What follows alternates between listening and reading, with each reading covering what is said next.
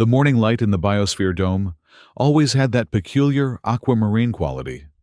Victor had spent 2 years on Zalora, and still couldn't quite adjust to how it made everything look slightly submerged, as if he were living at the bottom of a shallow, sun-dappled sea.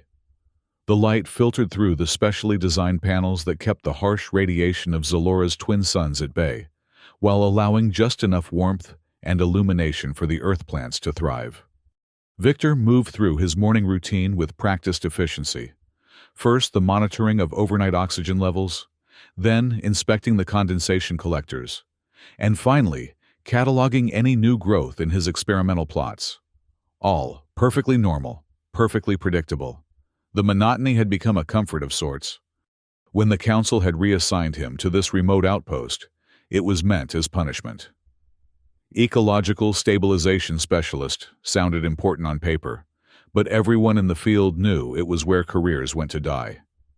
Years of cutting-edge terraforming work erased by one miscalculation, one rogue microbial strain that had devastated an entire wetland ecosystem.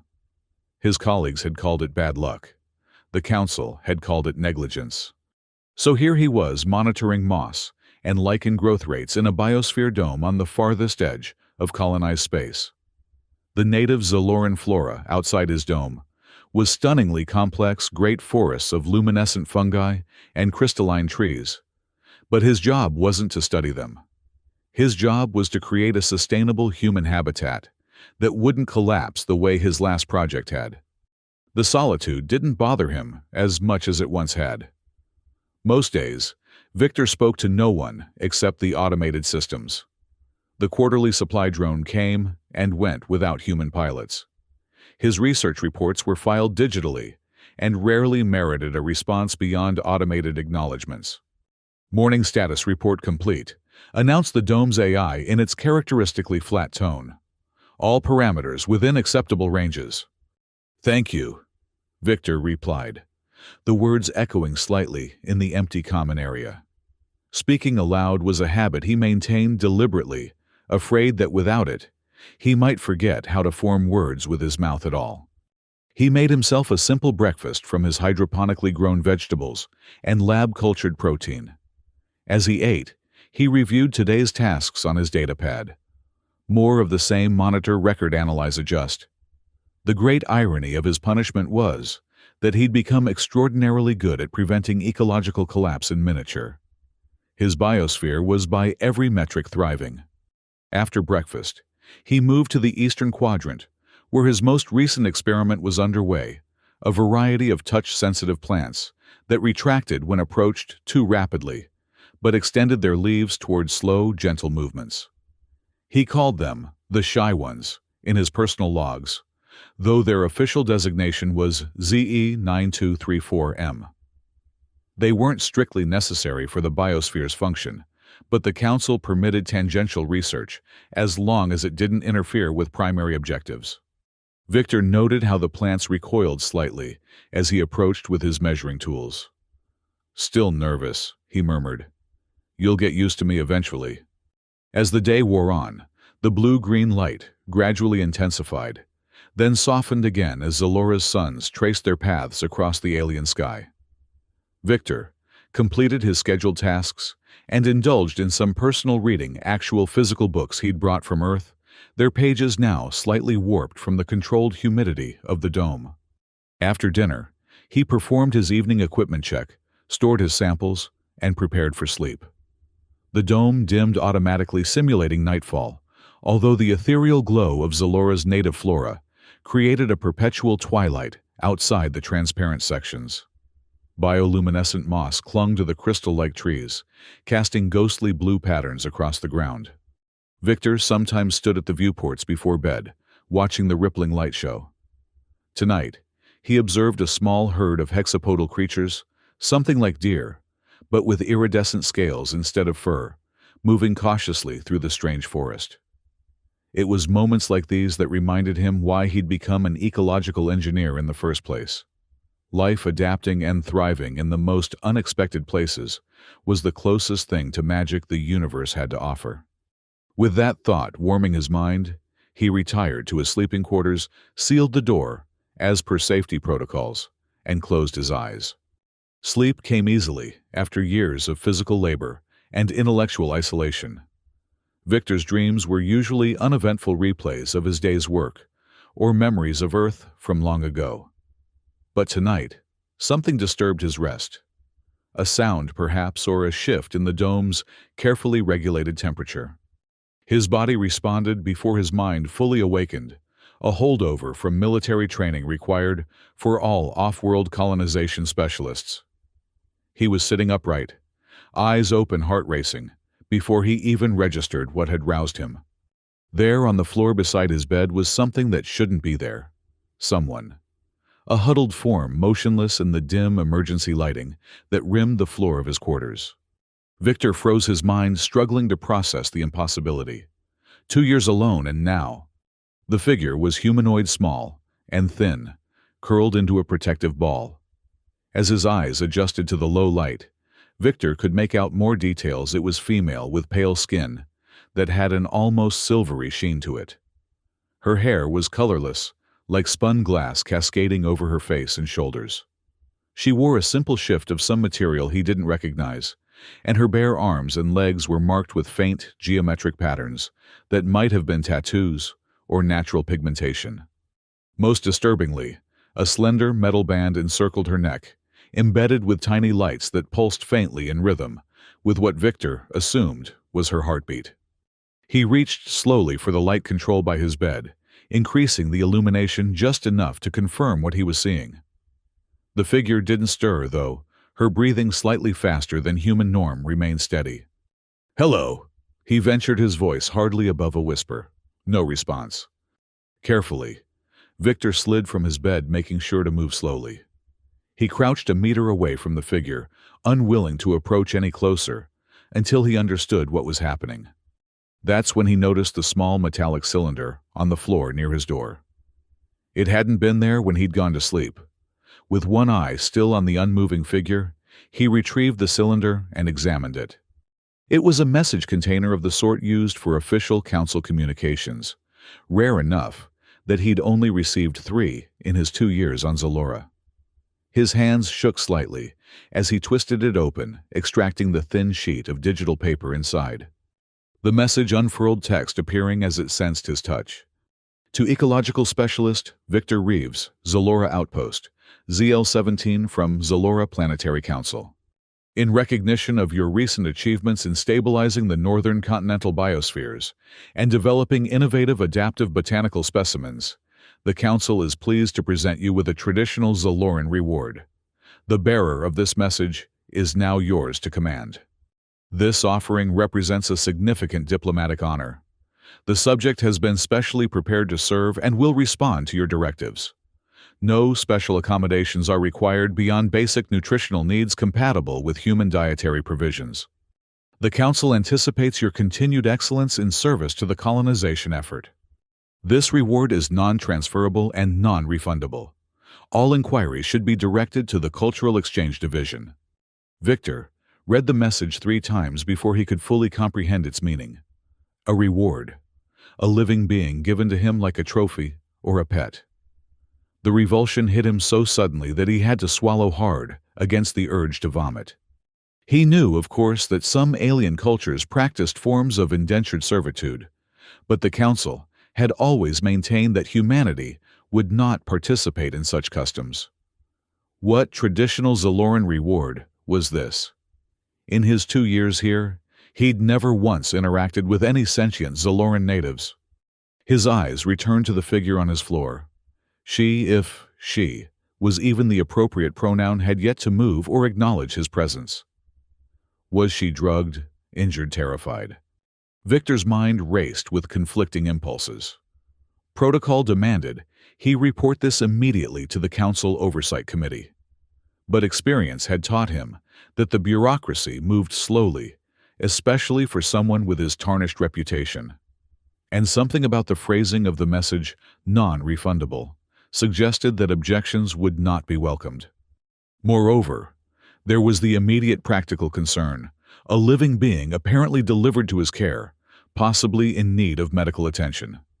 Victor set aside the message and slowly approached the huddled figure. "Can you understand me?" he asked, keeping his voice gentle. "Are you hurt? Do you need help?" The figure stirred slightly, just a subtle tensing of muscles. Then, with careful, deliberate movements, she uncurled herself and raised her head. Victor found himself looking into eyes unlike any he'd seen before, large, with irises of deep violet that seemed to hold their own inner light. Her features were almost human, but with subtle differences: cheekbones, too sharp nose, too delicate ears, slightly elongated and lying flat against her head. She regarded him with an expression he couldn't read, then slowly, deliberately lowered her gaze to the floor. Her body language communicated complete submission, and somehow that was worse than fear would have been. "Do you understand English?" Victor tried again. After a pause, she nodded once, a barely perceptible movement. Relief at this small communication was quickly overshadowed by the enormity of the situation. What was he supposed to do with her? The very concept of owning another sentient being was abhorrent to him.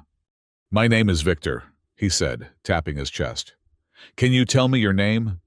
She remained motionless, eyes downcast. "Are you thirsty?" he asked, mimicking eating and drinking. This earned another slight nod. Progress, albeit small. Victor stood slowly. "I'm going to get you some food and water. Please make yourself comfortable. You can sit on the chair or the bed if you prefer."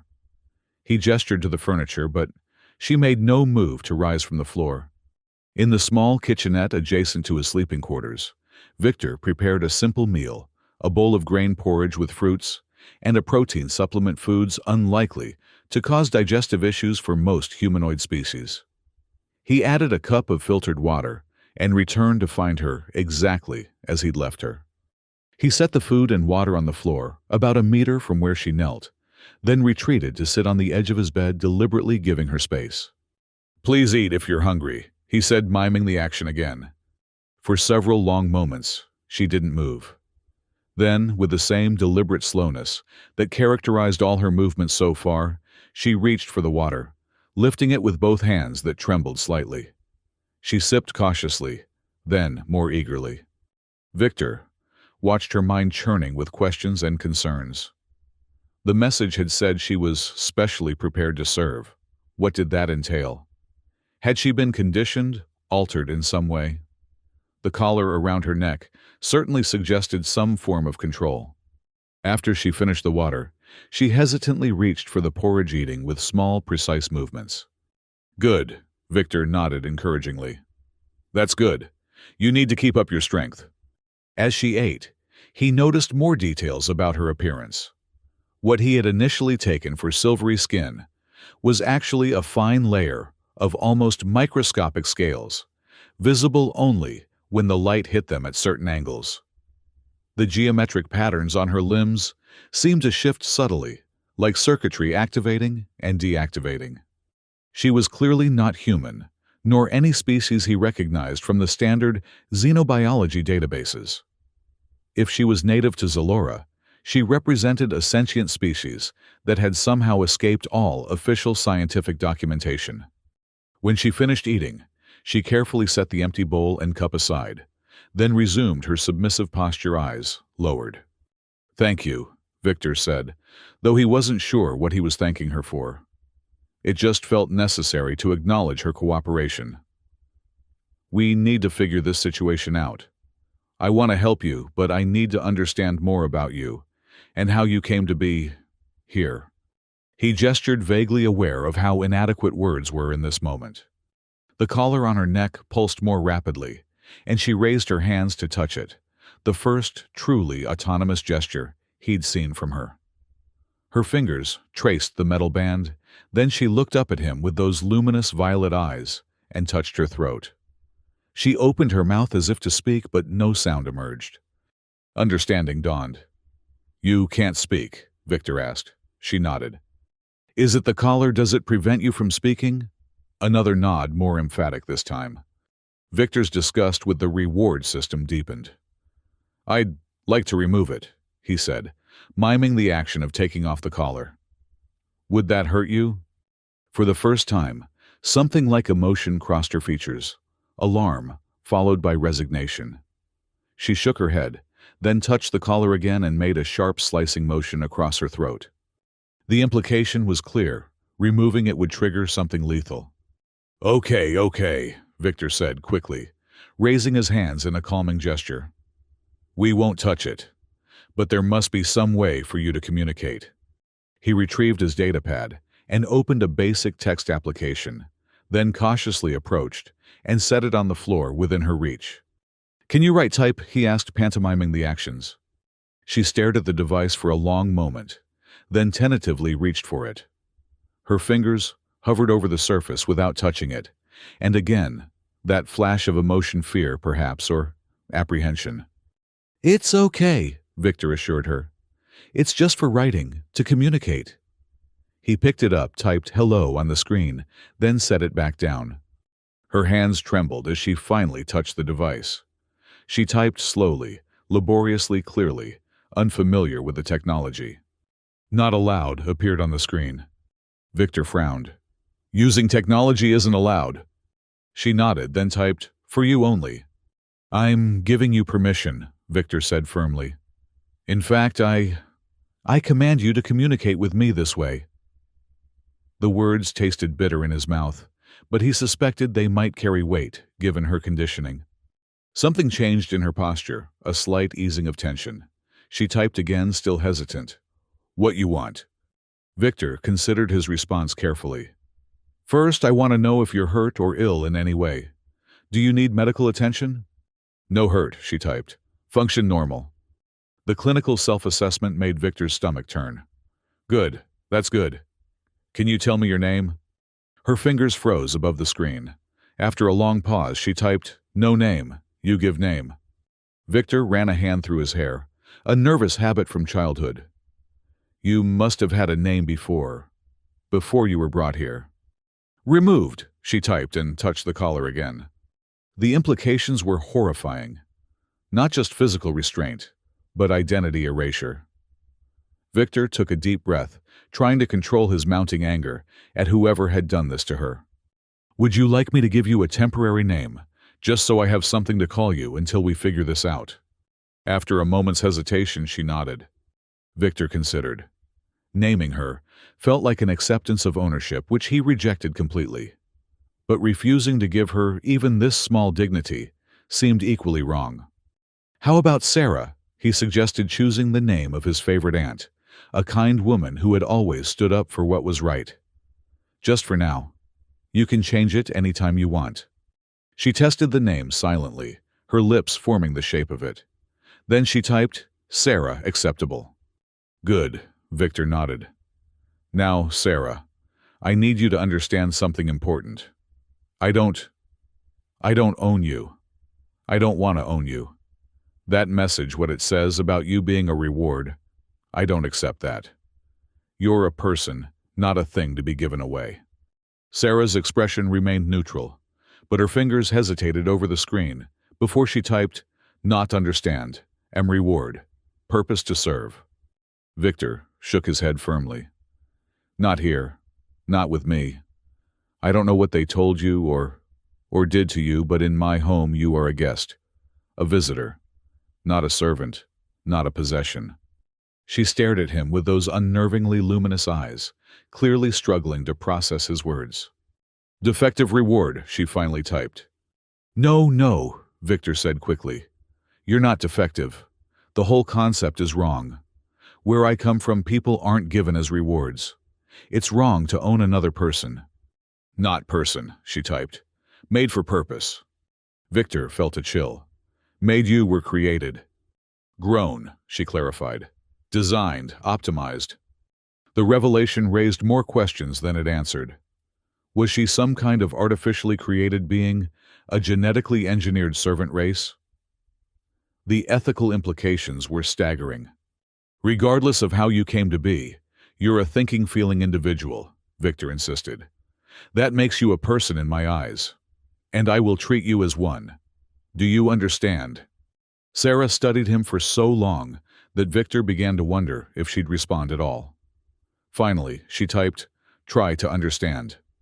It was a start. Victor glanced at the time display on the wall. Nearly dawn, and he hadn't slept since being awakened by her presence. Exhaustion suddenly weighed heavily on him. "It's very late," he said. "Or very early, depending on how you look at it. We both need rest. You can take my bed and I'll use the emergency cot in the lab." Sarah's response was immediate and alarming. She dropped the datapad and prostrated herself on the floor, forehead touching the ground. "No," Victor exclaimed, then moderated his tone when he saw her flinch. "No, that's not what I meant. Please sit up." She obeyed instantly, but her hands trembled more visibly now. Victor cursed himself for his clumsiness.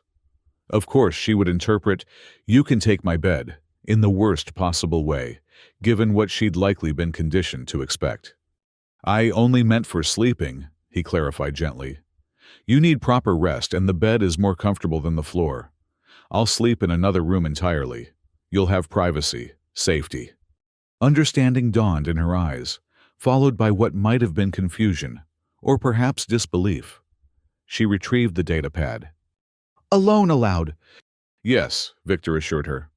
"You're allowed to sleep alone, allowed to have privacy. I insist on it, in fact." She seemed to consider this, then typed, "Thank you." The simple gratitude for such a basic decency made Victor's heart ache. "You're welcome, Sarah. Try to get some rest. We'll talk more in the morning."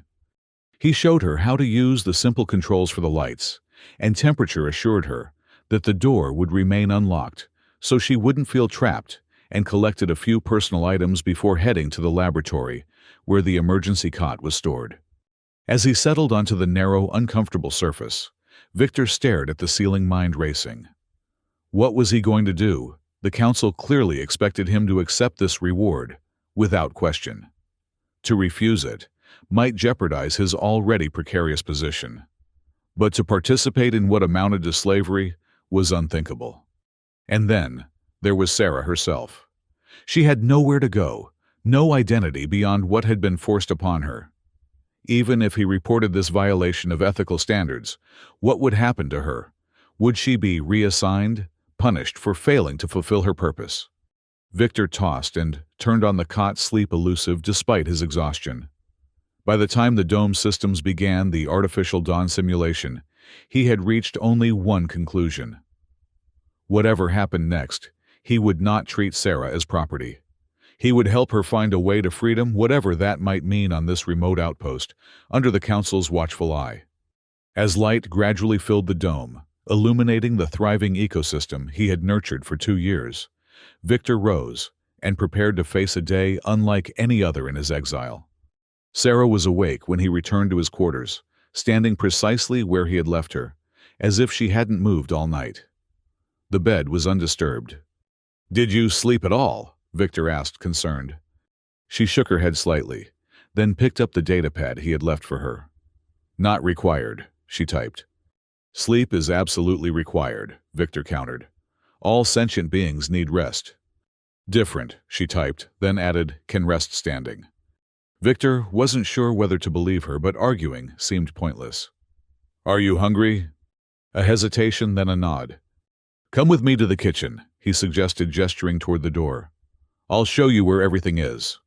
She followed him with that same deliberate, measured pace eyes, constantly scanning the environment.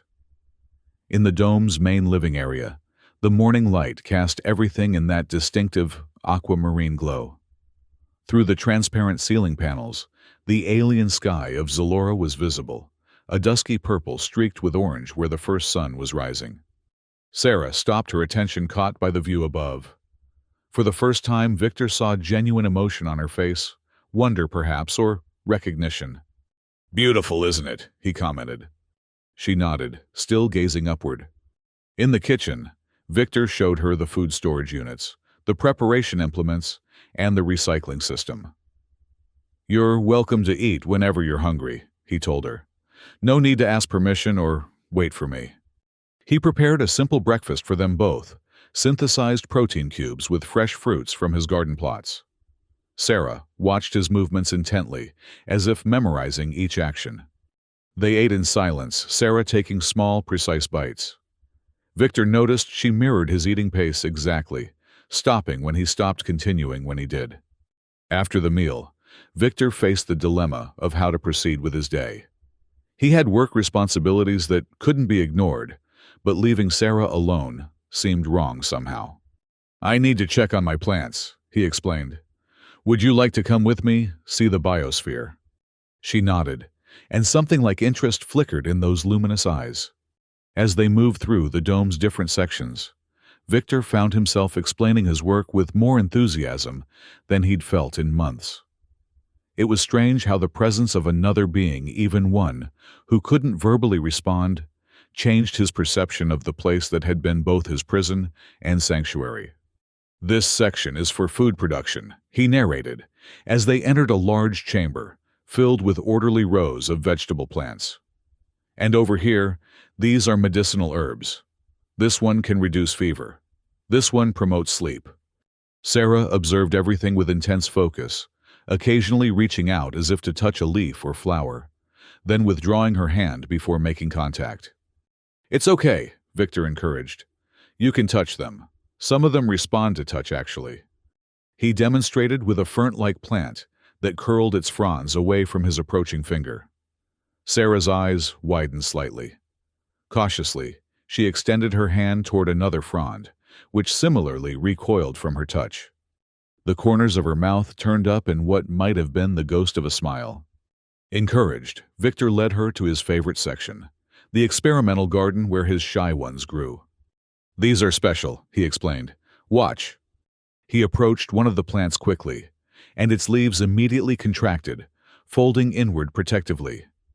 Then he backed away and approached a different specimen with exaggerated slowness, extending his hand with gentle, deliberate movements. This time, the plant's leaves remained open, even leaning slightly toward his hand. "They can tell the difference between threatening and non-threatening approaches," Victor explained. "They're learning to trust me, slowly." Sarah watched fascination evident in her posture. She retrieved the datapad from where she'd tucked it into her garment. "How?" she typed. "Honestly, I'm not entirely sure," Victor admitted. "I've mapped some of their neural-like structures, but I don't fully understand the mechanism.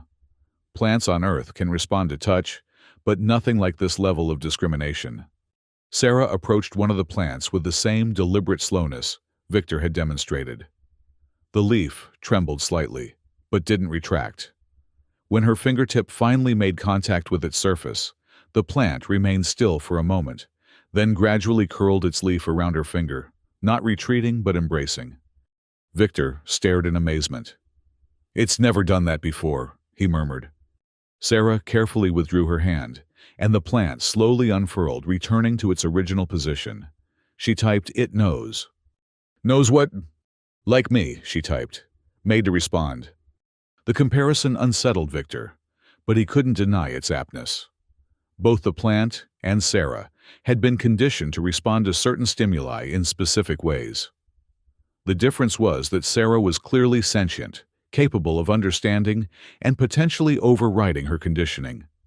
They spent the morning touring the rest of the biosphere, Victor explaining each section's purpose and the specific challenges of maintaining Earth organisms in an alien environment.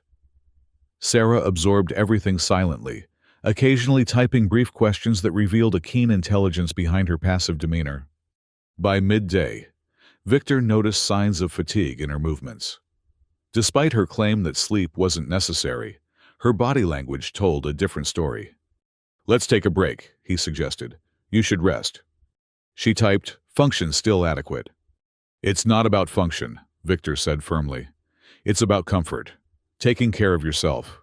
Please rest for a while." After a moment's hesitation, she nodded and allowed him to lead her back to his quarters. This time, when he suggested she use the bed, she didn't misinterpret or resist. She simply lay down on top of the covers, arranged herself in a perfectly symmetrical position, and closed her eyes. Victor left her to rest and returned to his laboratory, where he attempted to focus on his regular work duties. But his thoughts kept returning to Sarah and the impossible situation they were in. He needed more information, About her, about this reward system, about what the council actually expected of him. The message had been deliberately vague, and his isolation meant he had limited access to cultural or political context. Victor accessed the dome's communication system and began composing a carefully worded message to his nominal supervisor at the council. He kept it professional, thanking them for the recognition, but requesting clarification on the proper protocols for his rewards, care, and maintenance. He made no mention of his ethical objections, focusing instead on practical matters, dietary requirements, medical needs, expected duties. Just as he was about to send the message, he hesitated. What if his questions triggered a review? What if they decided he was ungrateful, or worse, suspected his true feelings about the situation? Would they take Sarah away, only to gift her to someone who wouldn't question the morality of owning another sentient being? Victor deleted the message. No, he would have to figure this out on his own at least until he better understood what was at stake. He turned instead to the dome's limited database, searching for any information on Zaloran Customs reward systems or reference to beings like Sarah. The results were frustratingly sparse. There were brief mentions of cultural exchange protocols and diplomatic appreciation rituals, but nothing specific about living rewards. After an hour of fruitless research, Victor decided to take a different approach. If information wouldn't come to him, perhaps he needed to venture out. Though his primary responsibility was maintaining the biosphere dome, his position did allow for limited exploration of the surrounding area for resource assessment. He hadn't left the dome in months. There had been no reason to, but now he had a purpose. He checked on Sarah first, finding her exactly as he had left her, lying in that perfectly symmetrical position on his bed, eyes closed. Her breathing was deep and regular, suggesting she was genuinely asleep, despite her earlier denials about needing rest. Victor left her a note on the datapad explaining where he had gone and that she should make herself comfortable in his absence.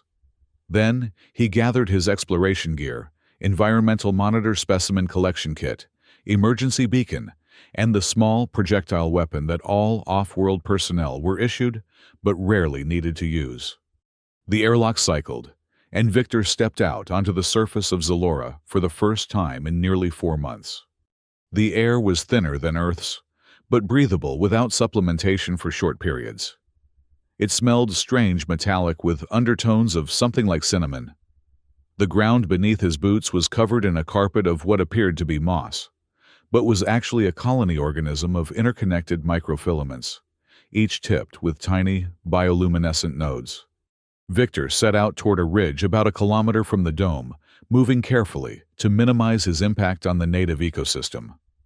The crystalline trees towered above him, their translucent trunks refracting light in complex patterns. Unlike Earth trees, they didn't have leaves. Instead, thin glass-like filaments extended from the main branches, capturing light through their entire surface area. As Victor crested the ridge, he saw what he was looking for: a small settlement in the valley below. It wasn't on any of his maps, but he had occasionally spotted lights in this direction during the long Zaloran nights. He approached cautiously, uncertain of his welcome. The structures were unlike any he had seen before, part organic, part crystalline, as if grown rather than built. They seemed to emerge from the landscape itself, blending with the surrounding forest. As he drew closer, Victor noticed movement figures that appeared mostly humanoid, but moved with an uncanny fluidity, like underwater dancers. Their skin had the same silvery sheen as Sarah's, though their proportions were different, taller, more elongated. One of the figures noticed him and approached. Up close, the differences from human norm were more pronounced. The eyes were larger, with vertically slitted pupils, and what Victor had taken for hair was actually a fine crest of filaments that rippled like sea anemones. "Greetings, Earth-dwelling," the being said in perfectly accented English. "You venture far from your bubble." Victor blinked in surprise. He hadn't expected verbal communication. "Yes, I'm from the research dome. My name is Victor Reeves." The being inclined its head. "We know of you, tender of green things. I am called Ellerin. What brings you to our gathering place? Victor hesitated, unsure how direct to be. I'm seeking information about a gift I received. A person like you in some ways, but different. Elloren's crest rippled and the vertical pupils widened slightly. Ah, you speak of a council offering. Yes, Victor confirmed, relief washing over him at being understood. She arrived last night. I don't understand the purpose or the expectations. Elloren gestured for Victor to follow, leading him toward one of the organic crystalline structures. Inside, the temperature was noticeably warmer, and the air held a sweet, heady scent that made Victor slightly lightheaded. Sit, Elloren indicated a low, shelf-like protrusion from the wall. We will speak of difficult things. Victor sat, trying to focus through the disorienting effect of the ambient scent. The person, the offering, she calls herself Sarah now, but she says she had no name when she arrived. Elloren's crest flattened against their skull, a gesture Victor interpreted as distress or disapproval. The council offerings are not of our kind, Elloren said carefully. They are made things grown in council laboratories from combined essences, some from our people, some from yours, some from other world walkers. Victor frowned. Created artificially for what purpose? To solve a problem of diplomacy, Elloren replied. Your council wished for close relations with many worlds, including ours. But each world has different customs, different expectations of how respect is shown. And your people expect living gifts. Victor tried to keep judgment from his voice. Elloren's crest rippled again. No, this is the misunderstanding that created the abomination. Our people exchange life partnerships as symbols of trust between communities. Voluntary, honored bonds. The council did not comprehend, or perhaps did not wish to comprehend. They created the offerings instead, things that look like people, act like people, but are grown to serve without question. Victor felt sick. That's slavery, creating sentient beings for servitude. Yes, Elloren agreed simply. It is an abomination by your standards and ours. But the council has power, and they interpret our customs to suit their purposes. How many of these offerings exist? Many hundreds, perhaps thousands now. They are presented as rewards for exceptional service, as diplomatic gifts, as entertainment in council gatherings. The scope of the horror expanded in Victor's mind. Not an isolated incident then, but a systematic practice hidden from public scrutiny on Earth and its colonies. The one called Sarah, Elloren continued. She bears the silencing collar, the control circuitry in her flesh. Victor nodded grimly.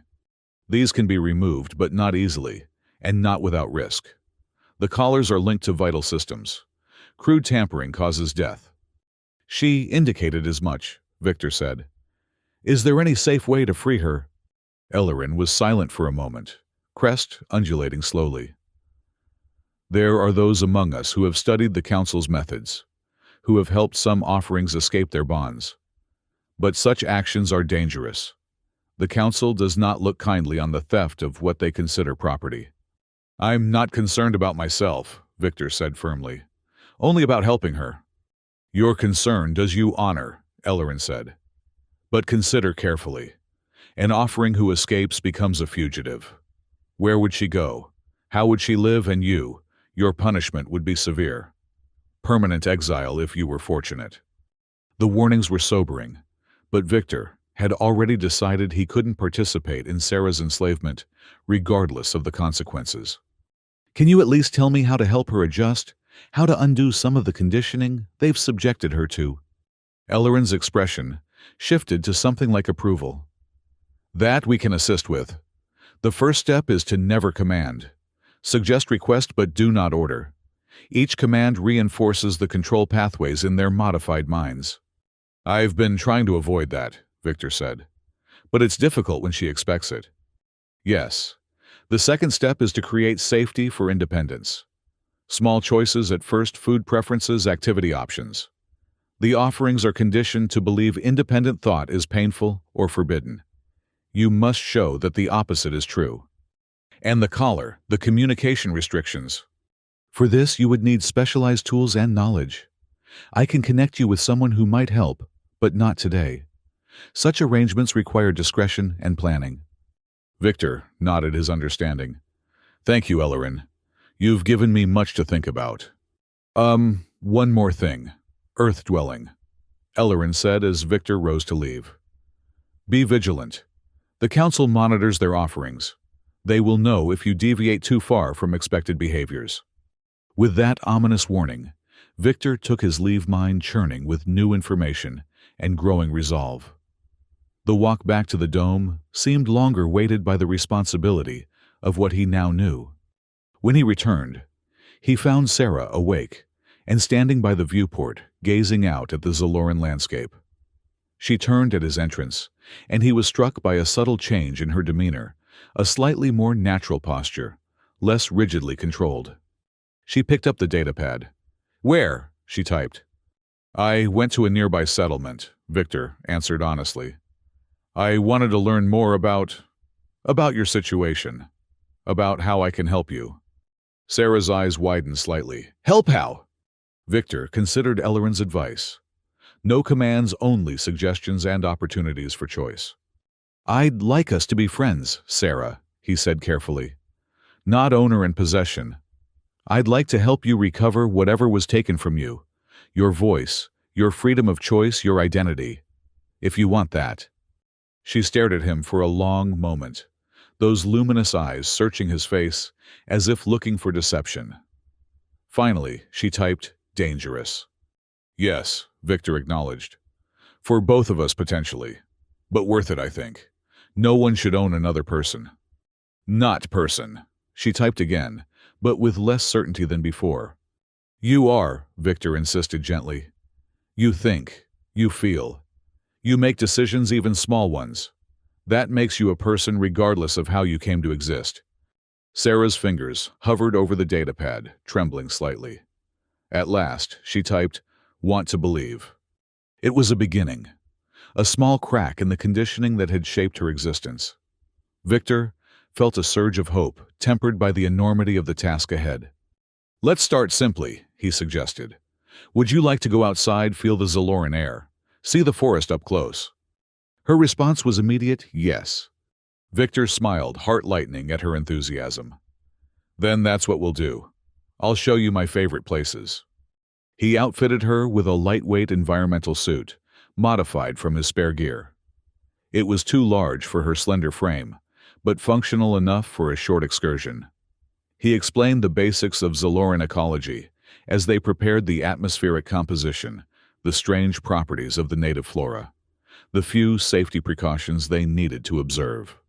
Sarah absorbed it all with that same intense focus, occasionally typing brief questions that revealed her quick intelligence. When they stepped through the airlock together, Victor watched her face carefully. Her reaction didn't disappoint. Her eyes widened, and her lips parted in a silent exclamation of wonder. She inhaled deeply, then looked at Victor with something like joy illuminating her features. "Beautiful, isn't it?" he said. "Different from anything in the dome."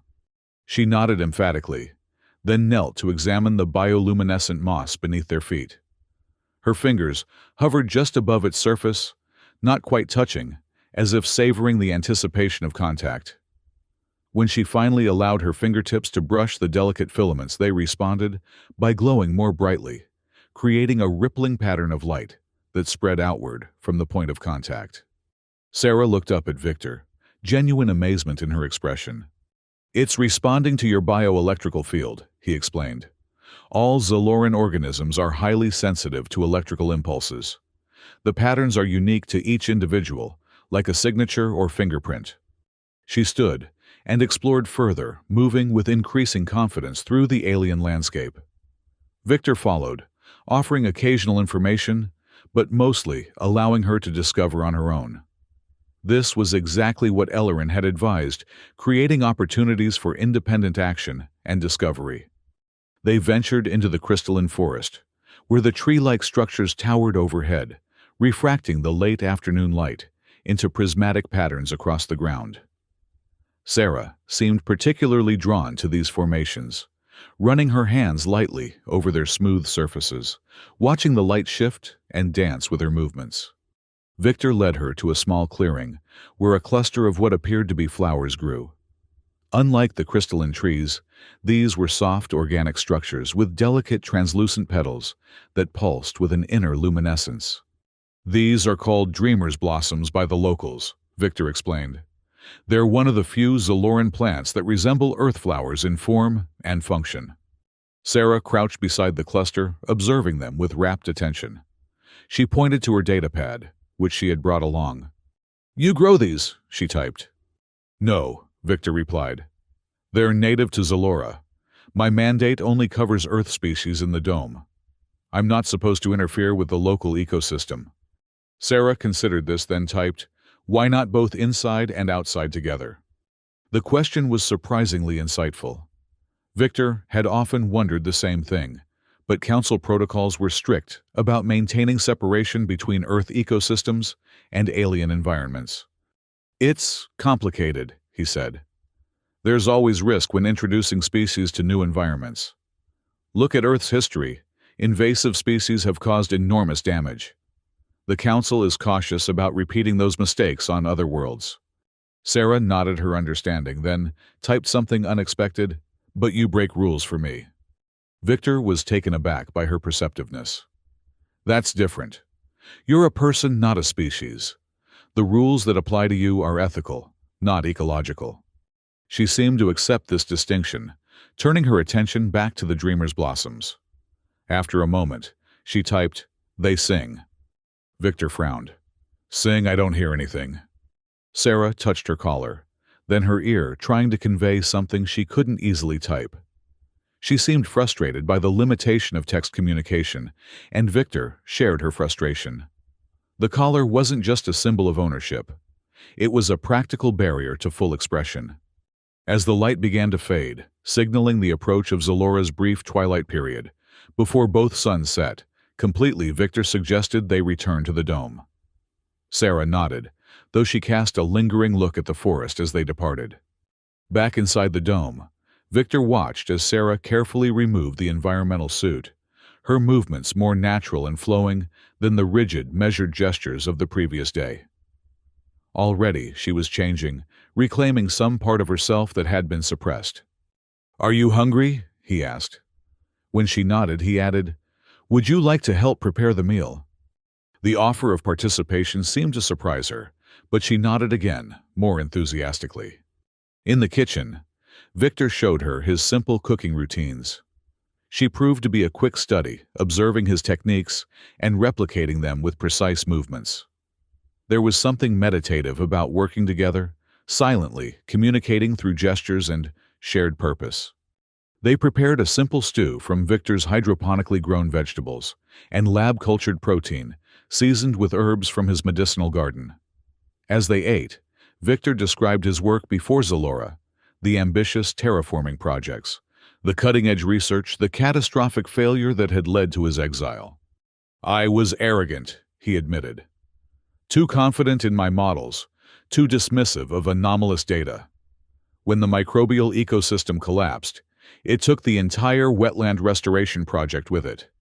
Years of work, billions in resources, all gone because I refused to acknowledge the warning signs."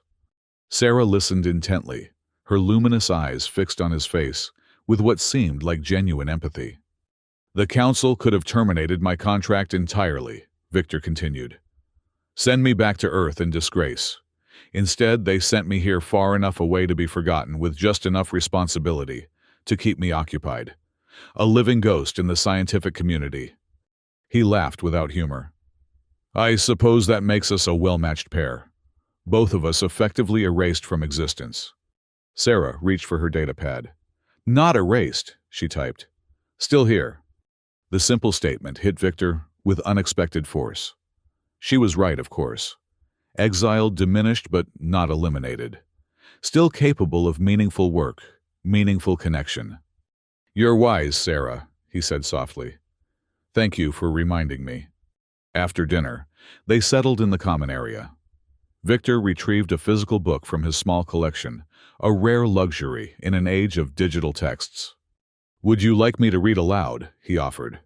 "It might be more pleasant than silent reading." Sarah nodded, arranging herself comfortably on the small couch. Victor began reading from an old collection of Earth folk tales that had been a favorite since childhood. The familiar stories took on new significance when shared with someone experiencing them for the first time. Sarah's reactions, the slight widening of her eyes at surprising turns, the subtle shifts in posture during tense moments, made the well-worn tales fresh again. When Victor finally closed the book, he realized hours had passed. "It's getting late," he observed. "We should both get some rest. Real rest," he added with a pointed look. Sarah's mouth curved in what was almost a smile as she nodded. This time, when Victor showed her to his quarters, she didn't hesitate to use the bed, properly removing her outer garment and slipping beneath the covers with a natural ease that suggested she was becoming more comfortable in her surroundings. Victor retired to the emergency cot in the lab again, but sleep came more easily than the night before. Despite the complications and potential dangers of their situation, he felt he had made progress both in helping Sarah and in finding purpose beyond his scientific exile. The next 3 days fell into a pattern. Mornings were devoted to Victor's required duties, maintaining the biosphere with Sarah, assisting, and learning the systems. Afternoons they spent exploring the surrounding Zaloran wilderness, venturing a little farther each day. Evenings were for sharing meals, reading aloud, and increasingly complex communication as Sarah became more adept with the datapad. Her personality emerged gradually, thoughtful, observant, with an unexpected streak of wry humor that manifested in her text responses. She was particularly fascinated by the shy plants, spending hours observing their responses to different stimuli, and even conducting simple experiments of her own devising. On the 4th day, Victor noticed she was typing more quickly, her messages longer and more complex. When he commented on the improvement, she typed, "Remembering how, had knowledge before." This confirmed what Victor had suspected. Her capabilities had been suppressed, not absent. Whatever process had created her had included education and skills that were then deliberately restricted. That same day, they made their longest excursion yet, visiting the edge of a small lake, where floating crystal formations created natural music as they collided in the gentle waves. Sarah seemed entranced by the sounds, closing her eyes and swaying slightly in rhythm with the ethereal tones. It was there by the singing lake that she typed her first truly personal revelation. "I remember music from before." "Before what?" Victor asked gently. "Before becoming offering," she typed. "Fragments only, playing instrument, many voices." Victor felt a surge of hope and sadness simultaneously. Hope that her memories were returning, sadness at the confirmation that she had indeed once had a complete identity that had been taken from her. "That's good, Sarah," he encouraged. "Those memories are yours. They're part of who you are." She nodded, then typed something that chilled him. "Dangerous to remember. Punishment if detected." "Detected how?" Victor asked, alarmed. She touched the collar, then typed, "Monitors brain patterns. Emotional responses. Irregular patterns reported." Victor cursed under his breath. Of course, the collar wasn't just a silencing device, it was a comprehensive monitoring system. Their conversations, her emerging independence, her recovered memories, all potentially visible to whoever controlled the technology. "How much time do we have before someone notices?" he asked urgently. Sarah seemed to consider the question carefully before typing, "Uncertain. Depends on monitoring schedule. Routine check or continuous observation." Either way, they needed to move quickly. Victor made a decision. "We need to contact Ellerin again, today." Sarah's eyes widened. "Who?" Briefly, Victor explained his visit to the native settlement and what he had learned there. Sarah absorbed the information with growing agitation, her fingers trembling as she typed, "They will help remove collar." "I hope so," Victor said. "But it's risky. Ellerin warned that tampering could be deadly if done incorrectly." Sarah didn't hesitate. "Worth risk." Victor wasn't so sure, but he understood her desperation. "Let's finish here and head to the settlement. It's not far." They made their way through the crystalline forest with purpose, Victor leading them along the now familiar path to the ridge overlooking the valley. But as they crested the rise, Victor stopped abruptly, pulling Sarah behind a large, crystalline trunk. Below, where the organic crystalline structures should have been, there was nothing but scorched earth and shattered crystal fragments. The settlement was gone, destroyed. No, Victor breathed, a cold dread settling in his stomach. This was deliberate. Sarah tugged at his sleeve, her expression questioning. "Huh, someone destroyed the settlement," Victor explained grimly. "Recently, too. The residual heat signatures are still visible." He pointed to the faint shimmer in the air above the devastated area. She typed rapidly, "Council." "Almost certainly," Victor agreed. "But why, and why now?" A terrible thought occurred to him. Unless they're already aware of our deviations. Perhaps they tracked my previous visit. Sarah's expression grew fearful. She typed urgently, "Return to Dome. Not safe here." Victor nodded, and they retreated quickly, taking a circuitous route back to the biosphere to avoid potential surveillance. His mind raced with implications and limited options. If the Council had destroyed the settlement because of his inquiries, they were in immediate danger. If it was unrelated, they might have a brief window to act before their situation deteriorated. Back at the Dome, Victor secured all entrances and initiated a full systems diagnostic, a standard procedure that would temporarily disable most of the Dome's outgoing communication capabilities under the guise of maintenance. "This will buy us a few hours," he explained to Sarah. "The diagnostic creates enough electronic noise to interfere with most monitoring systems." She nodded her understanding, then typed, "What now?" It was the question Victor had been asking himself the entire way back. Without Elleren's help, they had no safe way to remove the collar. Without removing the collar, Sarah remained a prisoner and a liability, her every reaction potentially reported to the Council. "We have two options," Victor said finally. "We can try to hide, take the emergency shuttle, and head for the outer colonies. Or we can confront the situation directly." Sarah considered, then typed, "Hiding, running forever, confrontation, how?" Victor paced the length of the common area. "The Council values their image above all else. The reward system operates in shadows, because most Earth citizens would be horrified by it. If we could expose it." He trailed off, recognizing the massive power imbalance they faced. Who would believe a disgraced ecologist and a manufactured being with no legal status? Sarah watched him, then typed something unexpected. "What if I am willing reward?" Victor frowned. "What do you mean?" "Official record, I choose to stay, not forced, willing companion." Victor began to understand her strategy.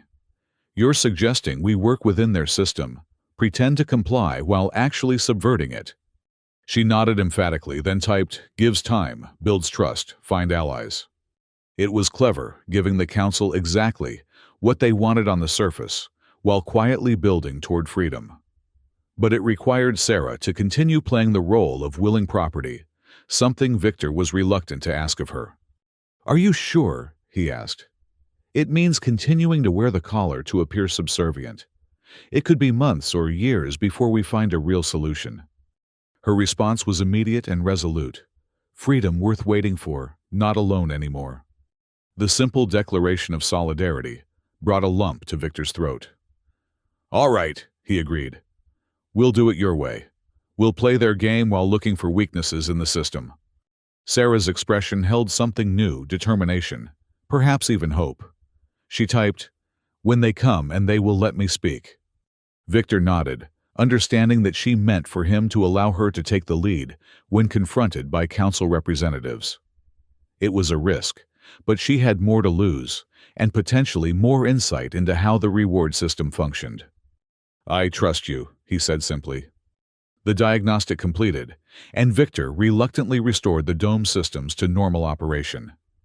If their behavior had triggered suspicion, the temporary communications blackout would only increase it, but they had needed the time to plan. They spent the remainder of the day in ordinary activities, tending the plants, preparing meals, reading. But underneath the mundane routine, Both were hyper-aware of the likelihood of imminent intervention. It came the following morning, announced by the dome's perimeter alert system. Approaching vessel identified, the AI reported tonelessly. Council designation, authorization code verified, preparing for visitor reception. Victor exchanged a glance with Sarah, who straightened her posture and lowered her gaze in the submissive stance she had first displayed upon arrival. The transformation was unsettling all the progress of the past days, seemingly erased in an instant. "Remember," he murmured, "I follow your lead." She gave a nearly imperceptible nod, just as the airlock cycled, admitting a tall, austere figure in the formal gray uniform of a council administrator. The woman's hair was pulled back severely, and her expression was professionally neutral as she surveyed the dome's interior.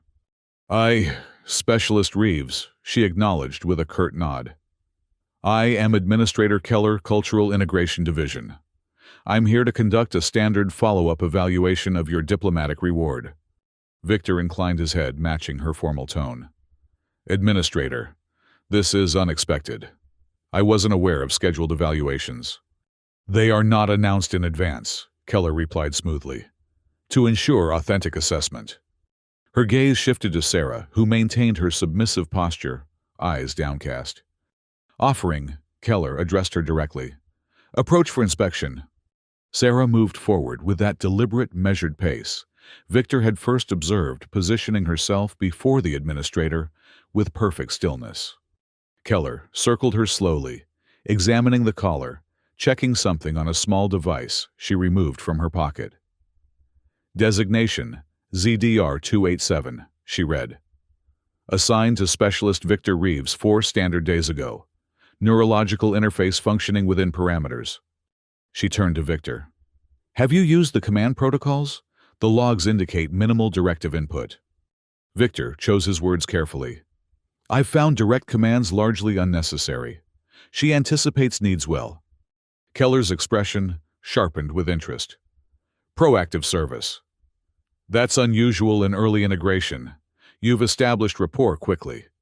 I believe mutual respect facilitates better results." Victor said the last word sticking in his throat. "Interesting approach," Keller noted, making an entry on her device. "And have you found the offering suitable for all intended purposes?" The implication was clear, and Victor felt a surge of disgust that he struggled to hide. "She has been an excellent companion and assistant with my work," he said neutrally. Keller seemed to accept this. "Very good. Now, according to protocol, I need to verify the offering's compliance directly. ZDR-287, are you functioning as intended for your assigned recipient?" This was the moment Sarah had prepared for. She raised her eyes to meet Keller's directly, a small but significant deviation from expected behavior, and nodded firmly. Keller frowned slightly. "Unusual response pattern. The standard acknowledgement is prostration." She turned to Victor. "Has the offering displayed other non-standard behaviors?" Before Victor could respond, Sarah did something extraordinary. She reached for the datapad tucked into her garment and began typing. Both Victor and Keller watched in surprise as she held up the screen for the administrator to read. "I choose him," the message said simply. Keller's eyes widened. "You're allowing it to use technology?" she asked Victor sharply. "That's strictly against protocol. The offerings are not meant to communicate independently." Victor stood his ground. "As I said, I believe in mutual respect. She has insights that benefit my work." Sarah typed again more rapidly. "Not malfunction, choice, want to stay, serve willingly." Keller's professional composure slipped further. "This is highly irregular. The offerings don't make choices, they follow conditioning. And they certainly don't express preferences." Sarah's fingers flew across the screen. "Am different. Special reward for special recipient. Council wisdom in matching." It was a masterful play, Victor realized. Sarah was appealing to the council's ego, suggesting that her apparent autonomy was an intentional feature rather than a breakdown of conditioning. Keller seemed momentarily at a loss, her gaze shifting between Sarah and the datapad. "I Need to consult with my superiors about this anomaly. Is it truly an anomaly if it results in superior performance? Victor interjected smoothly. Sarah, that's what I call her, has been extraordinarily helpful in my ecological work. Her observations have already led to breakthroughs in understanding Zaloran plant neurology. He was exaggerating, but not by much. Sarah's interactions with the shy plants had indeed revealed patterns he might have missed. You've named it. Keller's tone suggested this was yet another protocol violation. Names facilitate communication, Victor replied, maintaining an air of reasonable professionalism. Efficiency is a core council value, is it not? Keller didn't answer immediately. Instead, she directed her attention back to Sarah. You claim to choose this assignment willingly. There was skepticism in her voice, but also curiosity. Sarah nodded firmly, then typed, "He treats with respect, allows growth, better service through understanding." She was playing the game perfectly, Victor observed, framing her autonomy as a means to better fulfill her supposed purpose, not as resistance to it. Keller consulted her device again, frowning at whatever she saw there. The neurological readings are unusual. There should be stress indicators with this level of independent action, but the patterns show something more akin to contentment. She looked directly at Sarah. What is your designation? Sarah typed without hesitation. Sarah Linnae, personal companion to Victor Reeves, status chosen. The name Linnae was new. Victor wondered where she had gotten it, whether it was a recovered memory or a newly claimed identity. This is unprecedented, Keller murmured, almost to herself. Then more officially, I will need to document this variation and report to the division. If this represents an evolutionary advancement in the offering program, it could have significant implications. She turned to Victor. Continue as you have been. I will return with a determination from my superiors within 7 standard days. In the meantime, the offering remains in your custody. She remains in my care, Victor corrected gently but firmly. Keller gave him a long, assessing look. Interesting distinction, Specialist Reeves. I hope for your sake that the Cultural Integration Division shares your perspective. With that ambiguous warning, she departed, leaving Victor and Sarah standing in sudden silence. As soon as the airlock sealed behind Keller, Sarah's rigid posture melted away. She sagged slightly, and Victor moved quickly to support her, guiding her to a chair. That was brilliant, he said, crouching beside her. You were perfect.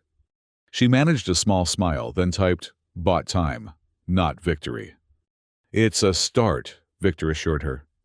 And you gave them something to think about.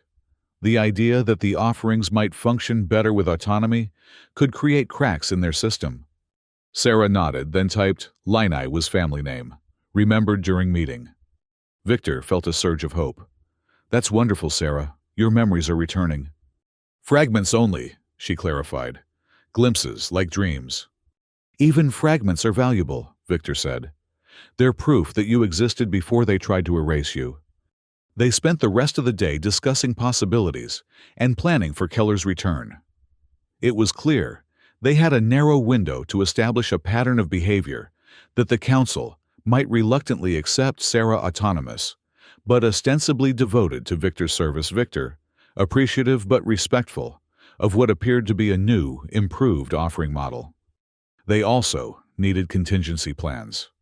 If the Council rejected their performance and attempted to reclaim Sarah, they would need to flee quickly. Victor began quietly gathering emergency supplies and checking the dome's small escape shuttle for functionality. The next 7 days were tense but productive. They maintained their daily routines in case of remote monitoring, but also prepared for various scenarios. Victor used his limited access to Council communications to glean what information he could about the Cultural Integration Division and the reward program, though the data was frustratingly sparse and euphemistically coded. Sarah continued to recover memories in small bursts, fragments of music, names of people, flashes of places she had been.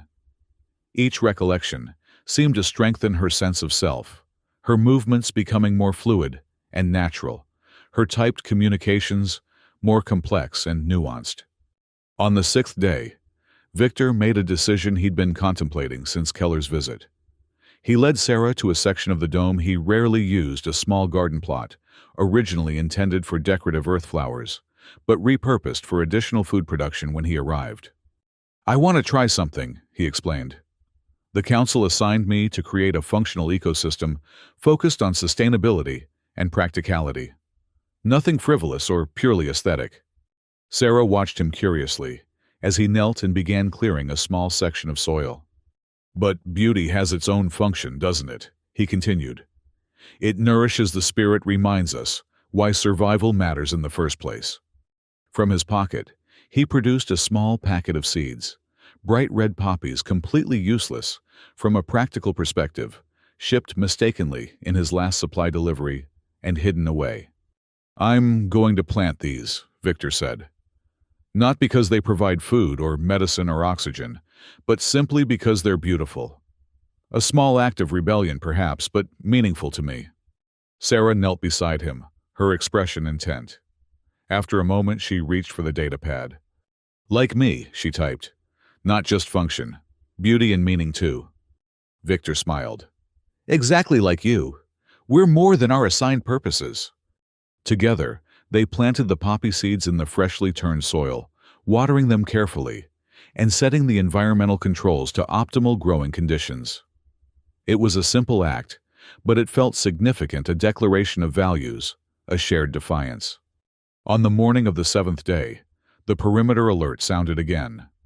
But this time, it wasn't Administrator Keller who emerged from the airlock, but a full delegation, Keller accompanied by 2 other administrators and a security officer. Victor felt his heart sink. This was not the sign of a favorable decision. Sarah moved to his side, standing straight, rather than adopting the submissive posture. Her hand found his, and squeezed briefly, before letting go, a gesture of solidarity that didn't escape Keller's notice. "Specialist Reeves," Keller began formally.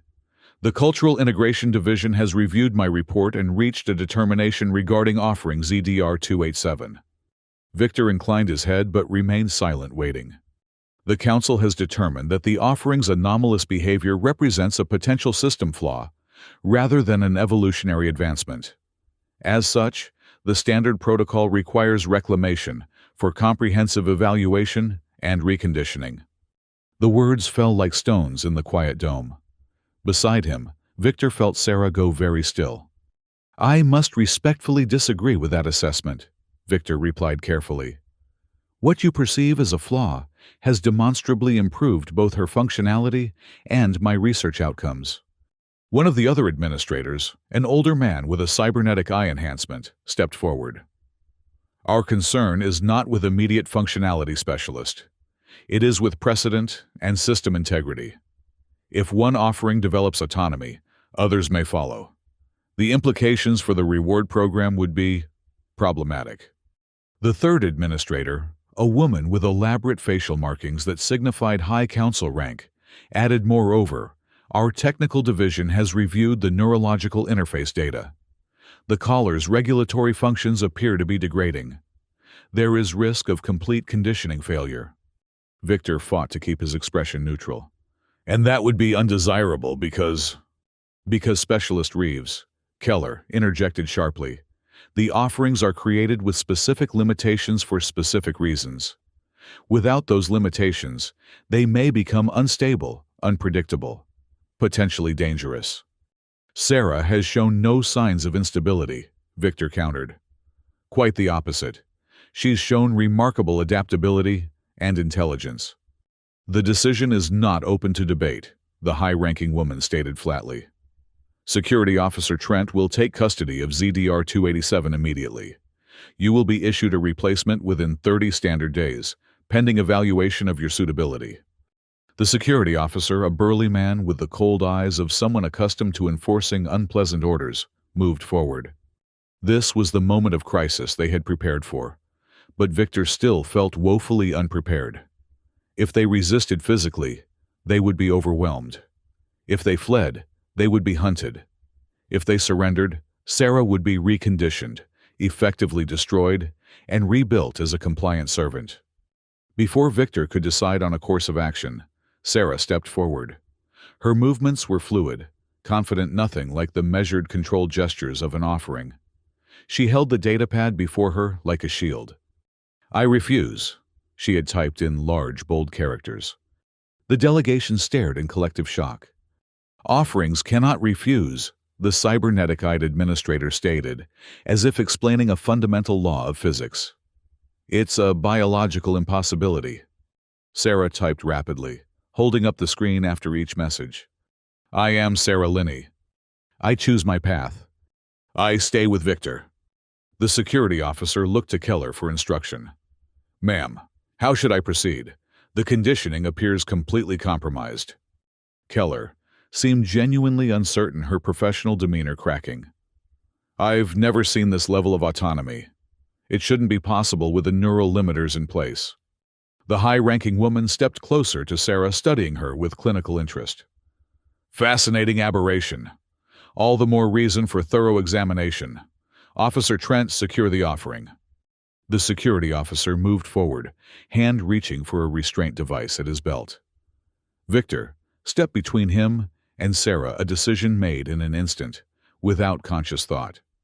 "She said no," Victor stated simply, voice steady, despite his racing heart. "Stand aside, specialist," Officer Trent commanded. "Interference with council operations is a serious offense." "More serious than slavery," Victor challenged, addressing the entire delegation. "Because that's what your reward program is, creating sentient beings for the express purpose of servitude. How does that align with the Council's Charter of Sentient Rights?" The high-ranking woman's expression hardened. "The offerings are not classified as sentient under Council law. They are biological constructs designed for specific functions." "Then your law is wrong," Victor replied. "Sarah thinks. She feels. She remembers. She makes choices. By any reasonable definition, that's sentience." "This philosophical debate is irrelevant to our current task," Keller interjected impatiently. "Officer Trent has orders to secure the offering. Please stand aside, Specialist Reeves, or you will face charges of obstruction." Victor remained where he was. "I can't do that." The tension in the room was palpable as Officer Trent advanced, hand moving to the stunner at his hip. Victor braced himself for what would likely be a brief and painful resistance. But before Trent could reach him, Sarah stepped around Victor, placing herself between the two men. She held up her datapad with a new message. "By Council, law offerings can request status change to chosen companion if recipient agrees. Section 47B of Reward Protocol." The delegation froze. Keller quickly consulted her device, eyes widening as she apparently confirmed Sarah's claim. "That provision is archaic," the cybernetic-eyed administrator protested. "It dates from the earliest days of the program, before the neural limiters were perfected." "But it was never removed from the protocol," Keller acknowledged reluctantly. "Technically, the offering is correct." Sarah typed again. "I formally request chosen companion status with Victor Reeves as my designated partner." Victor, catching on to her strategy, immediately added, "And I formally accept with full understanding of the responsibilities that entails." The high-ranking woman looked furious. "This is manipulation of a technical loophole. The offering shouldn't even know of this provision's existence." "And yet she does," Victor pointed out. "Further evidence of her sentience and autonomy, wouldn't you say?" Keller and the other administrators conferred in hushed tones, while Officer Trent maintained his alert stance. Victor and Sarah remained side by side, outwardly calm, despite the thundering of their hearts. Finally, Keller turned back to them. "The division will need to review this unprecedented situation. In the meantime, we are legally obligated to process the status change request. Officer Trent will record the formal declarations." The security officer reluctantly holstered his stunner and produced an official recording device. "State your full name and position," he instructed Victor. "Victor James Reeves, Ecological Stabilization Specialist, Zalora Outpost, ZL-17. Do you willingly accept offering ZDR-287 as your chosen companion, with all rights and responsibilities therein? Victor looked at Sarah, holding her gaze as he answered. I accept Sarah Linnae as my chosen companion with all rights and responsibilities that entails. Trent then turned to Sarah. Offering designation, ZDR-287, do you request status change to chosen companion with Victor James Reeves as your designated partner? Sarah nodded firmly, then typed on her datapad, I, Sarah Linnae, formerly designated ZDR-287 request status change to chosen companion with Victor James Reeves as my designated partner. Trent recorded her response with obvious discomfort, then turned to Keller. Status change request recorded administrator. Keller's expression was unreadable as she addressed Victor and Sarah. Under Section 47B, the status change is provisionally granted pending review by the Cultural Integration Division. The review period is 30 standard days, during which you will both remain at this outpost under electronic monitoring. She paused, then added with unmistakable warning. Be advised, Specialist Reeves, that while this technical loophole may have delayed our intervention, the Council takes a dim view of those who exploit procedural irregularities. Your future with the ecological program is now under review as well. Victor nodded, accepting the implicit threat. Understood, Administrator. With clear reluctance, the delegation departed, leaving Victor and Sarah once again in sudden silence. They remained motionless until the exterior sensors confirmed the Council vessel had lifted off, then turned to each other with identical expressions of disbelief and tentative hope. How did you know about Section 47B?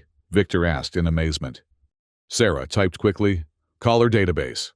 Accessed during administrator inspection. Security temporarily lowered. Victor shook his head, impressed by her quick thinking. You're remarkable, Sarah Linnae. She smiled a full, genuine smile that transformed her face and typed, We both are. Good team. A very good team, Victor agreed, feeling the tension of the confrontation slowly ebbing away. But we're not out of danger yet. They'll be watching us closely now, looking for any reason to invalidate the status change. Sarah nodded, sobering. 30 days to plan next step. Victor considered their options. We need allies. There must be others in the Council who question the ethics of the offering program, or other recipients who've developed relationships like ours. Or other offerings seeking freedom, Sarah added. Yes, Victor agreed. We need to be very careful about our communications, though. They'll be monitoring everything. They spent the remainder of the day discussing possibilities in measured tones, aware that their conversations were likely being recorded. They maintained the appearance of a harmonious partnership, which wasn't difficult as it reflected reality, while avoiding any mention of resistance or escape. That night, as they prepared for sleep, Sarah typed a message that caught Victor off guard. Thank you for fighting for me. Always, he replied simply. You deserve freedom. Everyone does. She hesitated, then typed, More than freedom now, belonging, purpose with you. Victor felt a warmth spread through his chest. In the midst of danger and uncertainty, something unexpected had developed between them, a connection that transcended their extraordinary circumstances. I feel the same, he admitted softly. Whatever happens next, we face it together. Sarah smiled, her luminous eyes reflecting the dome's gentle night cycle illumination. She typed one last message before setting aside the datapad. Tomorrow, check poppies. Victor nodded, curious about her specific interest in their small act of rebellion. First thing in the morning, he promised. When dawn came, they made their way to the small garden plot where they had planted the poppy seeds. Victor knelt beside the freshly turned soil, expecting to see perhaps the first tiny shoots emerging. Instead, he gasped in astonishment. Where the poppy seeds should have been just beginning to germinate, full, vibrant blooms had appeared overnight, brilliant red flowers, with black centers, exactly like earth poppies, but impossibly accelerated in their growth. How? Victor began, then trailed off as he looked more closely. The stems weren't exactly like earth poppies. They had a crystalline quality reminiscent of Zaloran plant life, and the petals seemed to pulse with subtle bioluminescence. Sarah knelt beside him, her expression serene as she typed, "Hybrid, our creation, Earth and Zalora together." Victor stared at her in wonder. "You did this, how?" "Not sure," she admitted. "Thought about it, wished for it. Something in me connected with something in them." The implications were staggering. Sarah possessed abilities that went beyond what either of them had realized. Perhaps abilities the Council wasn't even aware of when they created her. "They're beautiful," Victor said, carefully touching one of the luminescent petals. "And completely impossible, according to everything I know about cross-planetary botany." Sarah smiled and typed, "Impossible things happening lately." Victor laughed softly. "That's certainly true." As they admired the hybrid poppies, morning light filtering through the dome to cast that familiar aquamarine glow across the garden, Victor felt a profound sense of possibility. Their situation remained precarious, the Council's ultimate decision uncertain, but in this moment the impossible had flowered before them. From Sarah's arrival as a nameless reward to her emergence as a partner with her own identity and remarkable abilities. From Victor's isolated exile to finding connection and purpose. From rigid separation of Earth and Zaloran life to the hybrid blossoms that defied scientific expectation. Their shared journey had already transformed everything. The path ahead would not be easy. The Council's review would likely bring new challenges. The collar still restricted Sarah's voice, and the broader system of offerings remained in place. But as Victor looked from the impossible flowers to Sarah's face alight with quiet joy, he felt certain of one thing: the silence was ending, and something new was beginning. Sarah reached for his hand, twining her fingers with his in a gesture that needed no words or datapad to communicate its meaning. Together, they sat in the gentle light of a Zaloran morning, beside the blooming evidence that boundaries could be crossed, limitations overcome, and unexpected rewards found in the most unlikely circumstances. In the days that followed, they observed the hybrid poppies with scientific curiosity and personal wonder. The plants continued to develop in ways that defied conventional botany. The crystalline elements became more pronounced, and at night, the blooms emitted a soft luminescence that played across the dome walls like gentle waves. Other plants in the biosphere began to show subtle changes, as well as if responding to the hybrid's presence, or perhaps to Sarah's growing connection with the environment. The shy plants became more responsive, developing complex reaction patterns that almost resembled communication. The food crops yielded richer harvests. Even the air seemed somehow lighter, sweeter. Sarah's abilities continued to develop alongside the changing ecosystem. She discovered she could influence plant growth with focused intention, accelerating germination, or encouraging specific adaptations.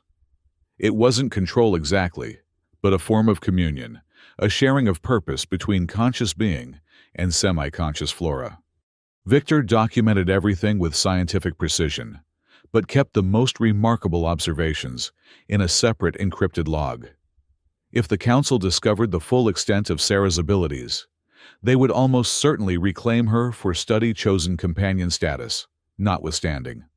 As the 30-day review period neared its end, they prepared for whatever the Council might decide.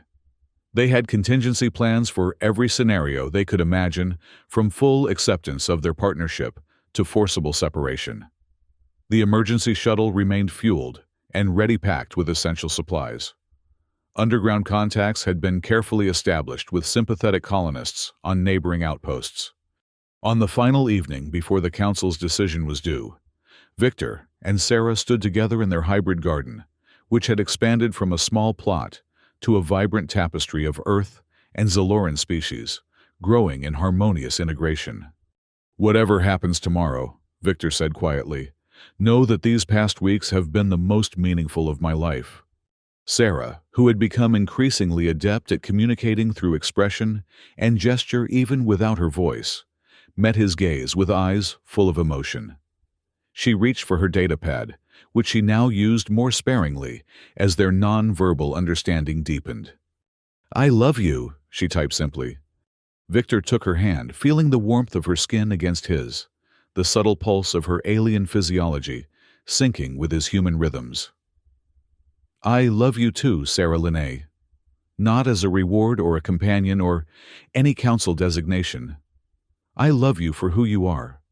A gentle rain began to fall outside the dome droplets, pattering against the transparent panels and refracting the light from the hybrid poppies into prismatic patterns. Inside, surrounded by the impossible garden they had created together, Victor and Sarah embraced no longer exile, and offering but partners in an unforeseen journey toward freedom and belonging. Tomorrow would bring the council's decision, but tonight belonged to them alone. In the soft glow of their hybrid creation, they found certainty amidst uncertainty, connection amidst isolation, and in the most unexpected way, the truest reward of all.